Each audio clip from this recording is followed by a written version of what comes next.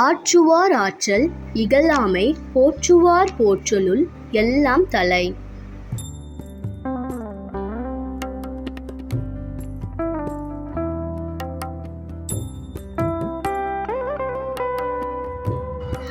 ஆயிரத்தி 1964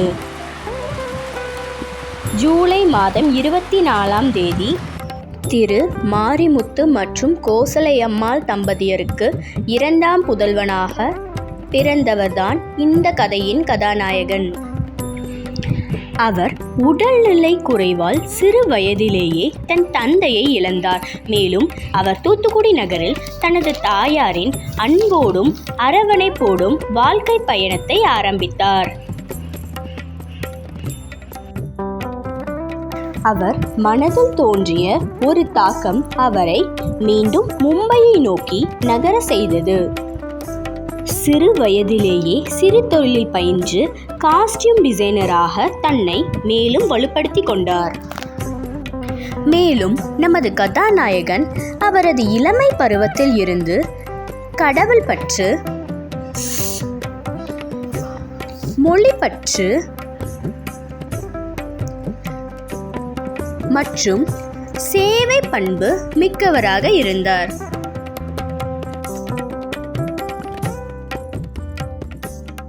மும்பை மாநகரில் பொய்ச்சர் தமிழ் சங்கத்தை நிறுவி பல்லாயிரக்கணக்கான தமிழ் மக்களுக்கு பலன் பெறும் வகையில் பல்வேறு விதமான சேவைகள் மற்றும் பணிகளை புரிந்து வந்தார் நமது கதாநாயகன்.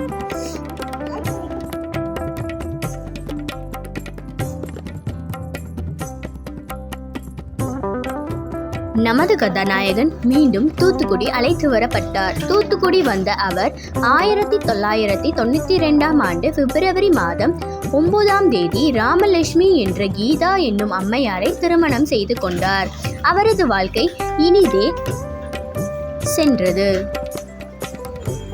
சில சூழ்நிலை காரணமாக தனது வாழ்க்கையை மீண்டும் தூத்துக்குடியிலேயே ஆரம்பிக்க ஆயுத்தமானார் நமது கதாநாயகன்.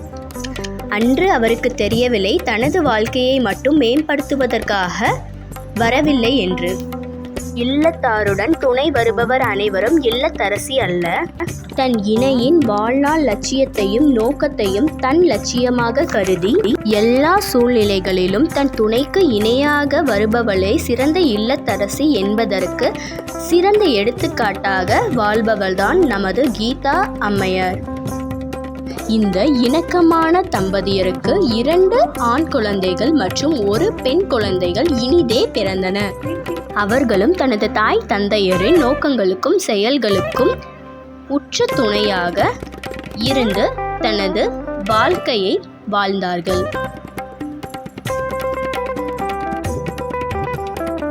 இல்லத்தின் வருமானத்திற்காக மட்டுமல்லாமல் தான் நேசித்த தையல் தொழிலில் தனக்கென ஒரு சிறப்பை உருவாக்கி கொண்டார் நமது கதாநாயகன். இல்லறம், வாழ்க்கை துணை, தொழில் என்று பயணித்து கொண்டிருந்த இவரது வாழ்க்கையில் அவ்வப்போது ஆன்மீகமும் பகுத்தறிவும் சிந்தனையும் ஞாபகமூட்டும் வகையில் பலரும் நமது கதாநாயகனின் வாழ்க்கையில் வந்து போனார்கள். இறைவனையும் ஞானத்தையும் தேடி பயணம் செய்து கொண்டிருக்கும் இவரது வாழ்க்கையில் ஒரு நாள் சாலை ஓரம் அவர் கண்ட காட்சி அவரது மனதில் ஒரு வடுவாக பதிந்தது.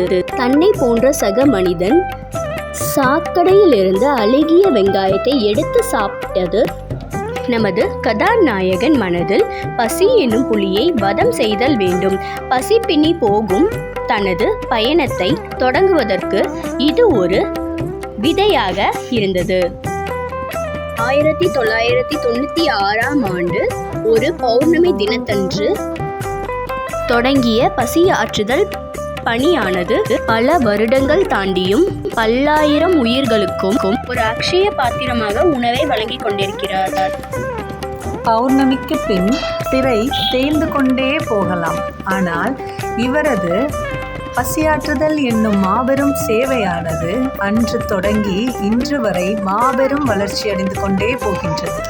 மாதம் ஒரு நாள் கொடுக்கப்பட்ட இந்த உணவானது மென்மேலும் பெருகி அவர்கள் வீட்டிலேயே தன் துணைவியாருடன் உணவு தயாரித்து பொட்டலங்கள் போட்டு மனநிலை பாதிக்கப்பட்டவர்கள், வயது முதிர்ந்தவர்கள், உடல்நிலை குறைபாடு உள்ளவர்கள், பிள்ளைகளால் கைவிடப்பட்டவர்களை தேடி சென்று உணவளிக்க தொடங்கினார். அவர்களது தையல் தொழிலில் வரும் சிறு வருமானத்தில் இந்த பசியாற்றுதல் பணியை செய்து கொண்டிருந்தது பல தர்ம சிந்தனையாளர்களின் பார்வையில் பட, அவர்களும் இதற்கு உதவி செய்து இந்த பணியை மென்மேலும் சிறப்படைய செய்தனர். வயிற்றுப்பசிக்கு உணவளிப்பது மட்டுமல்லாமல் அது ஒரு பக்கம் இருக்க, தனது அறிவு பசிக்கான தேடுதலில் பல மகான்களையும் ஞானிகளையும் இவர் தேடி சென்றதும் அவர்கள் இவளை ஆட்கொண்டதும் நடைபெற்று கொண்டே இருந்தது. தொண்டு செய்யும் மனப்பான்மை உள்ளவர்களிடம் இறைவனே வந்து அமர்வார். அதற்கு ஏற்ப நமது தூத்துக்குடி சுந்தரவேல்புரத்தில் ஷிரடி சாய்பாபா கோவில் நம் கதாநாயகனால் திறக்கப்பட்டது. குருவின் வருகையால் மகிழ்ச்சி அடைந்தாலும் வறுமையில் இருப்பவர்களுக்கு இளைப்பாறுதல் தருவதையே தன் தலையாய பணியாக கருதிய அவர்கள் கோவிலுக்கு வருபவர்களிடம் மடமையை நீக்கும் விதமாக பத்தி சூடம் பூஜை பொருட்களுக்கு பதிலாக அரிசி, பருப்பு, புளி வாங்க வர செய்து தர்ம பணியையும் தொடர்ந்து செய்ததன் பலனாக தெய்வச்செயல்புரம் சத்திய தர்மசாலையும் நிறுவப்பட்டு அங்கேயும் முழுநேர பசியாற்றுதல் தொடங்கப்பட்டது. இந்த பசியாற்றுதல் பணி சுற்றி உள்ள 7 கிராம மக்களுக்கும் தேடி சென்று பசியை தீர்த்தது மட்டுமல்லாமல் தமிழகம் எங்கும் தேடி தீர்க்கும் பசியை என்ற வாகனத்தின் மூலமாக அங்கேயே உணவுப் பொருட்களை சேகரித்து உணவு தயாரித்து கொடுக்கும் அளவுக்கு பெரும் அளவில் இந்த பணி தொடரப்பட்டது. பக்தி மார்க்கத்தில் பயணிக்கும் அன்பர்களுக்கு பக்தியை மேலும் சிறப்பாக கொடுக்கும் வகையில் ஆரத்திகளும் பஜனைகளும் சிறப்பாக நடைபெற்றது. குருவின் பாதத்தடியில் அவர்களுக்கான பிரார்த்தனைகளும் சிறப்பாக நடைபெற்றது. இந்த தர்ம பணியானது தன்னையும் தாண்டி பலரும் அதில் ஈடுபட்டு செயல்பட வேண்டும் என்ற உயரிய நோக்கத்தோடு சேவையில் பலரையும் ஈடுபடுத்தி அதன் மூலம் உணவுப் பொருட்களை சேகரித்து 60,000 நபர்களுக்கு ஒரே நாளில் உணவு தயாரித்து கொடுக்கும் பணியை சிறப்பாக பல பேரையும் இணைத்து இந்த கதாநாயகன் செய்து முடித்தார். இயற்கையும் பிரபஞ்சமும் இவருக்கு ஆசி வழங்குவது போல் இந்த பணியை செவ்வனே செய்து முடிக்கப்பட்டது. பல பேரும் இதை கண்டு இப்பணியை தொடர வேண்டும் என்பதற்காக நிர்ணயிக்கப்பட்ட இந்த பணியில் எடுக்கப்பட்ட சில காட்சிகளை உங்களுடன் பகிர்ந்து கொள்கிறேன். நம் நாயகரின் கூற்றுப்படி தர்மம் என்பது செய்வதால் புண்ணியம் சேர்வது அல்ல, செய்த பாக்கியத்தால் தொடர்கின்ற நல்ல செயலின் உருவாக்கமாகும். உணவின் மூலம் உயிர் பசியை குருவின் பாதையில் பயணிப்பது என்பதற்கு ஏற்ப அவர் வாழ்ந்த காலத்தில் எண்ணற்ற உயிர்களுக்கும் உடல் ஆரோக்கியத்திற்கான உதியை வழங்கி சேவை செய்வது போல் நமது கதாநாயகரும் அவர்களுக்கான மருத்துவ பரிசோதனைகள் செய்து அவர்கள் நலனின் அக்கறை காட்டினார்கள்.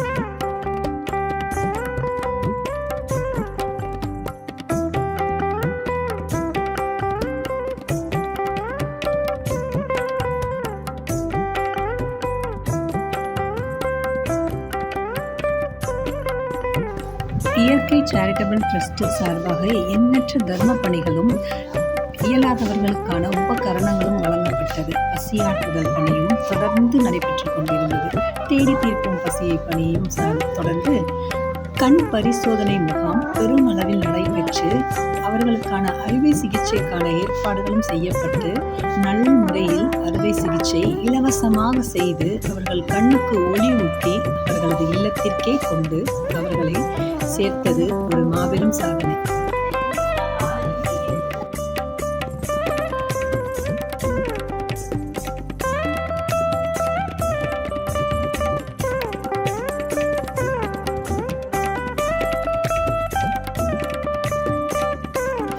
குருவின் பாதையில் தர்ம பணியை ஒரு புறமும், குருவின் நினைவூட்டுதலில் ஆன்மீக பணியை ஒரு புறமும் சிறப்பாக செய்த இவர் தன் குருவின் முந்தைய காலத்தில் நினைவூட்டியபடி அடுத்த கட்ட செயலாக தெய்வ செயல்புறத்தில் சத்திய தர்மசாலைக்கு அருகில் ஒரு ஷிரடி சாய்பாபா திருக்கோவிலையும் நிறுவ முழுவதுமாக ஆயுத்தமானார். சோலாப்பூர் ரயில் நிலையத்தில் நமது நாயகரை குரு ஆக்கிரமித்து ஒரு கோவில் கட்டுவதற்கான பெரும் பணியை அவரிடம் ஒப்படைத்தார். அதையும் இவர் தொடர்ந்து செம்மனே செய்து கொண்டு வருகிறார். பக்தியால் பல கோடி பேரை இழுத்த குருவை பக்தியின் மேன்மையால் ஆட்கொண்டு பக்த ஷீரடியை பிரம்மாண்டமாக உருவாக்கி கொண்டிருக்கின்றார். முதுமையையும் மரணத்தையும் நோக்கி பயணித்துக் கொண்டிருக்கும் ஆதரவில்லாதவர்களுக்கு முதியோர் இல்லத்தையும் உருவாக்கி அவர்கள் மரணத்தை மகிழ்ச்சியாக மாற்ற முயற்சி செய்து கொண்டிருக்கின்றார்.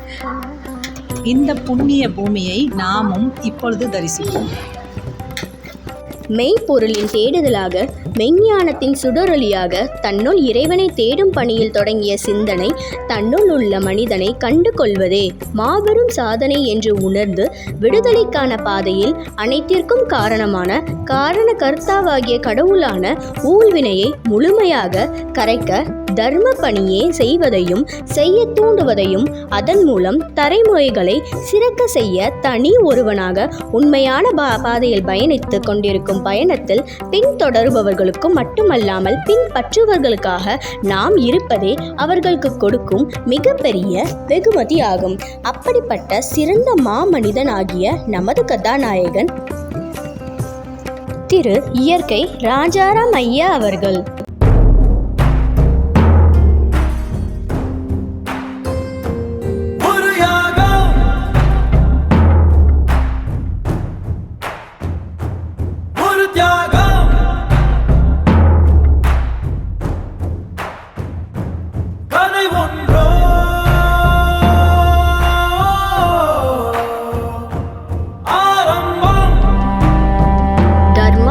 பயணம் தொடர்ந்து கொண்டே இருக்கும்.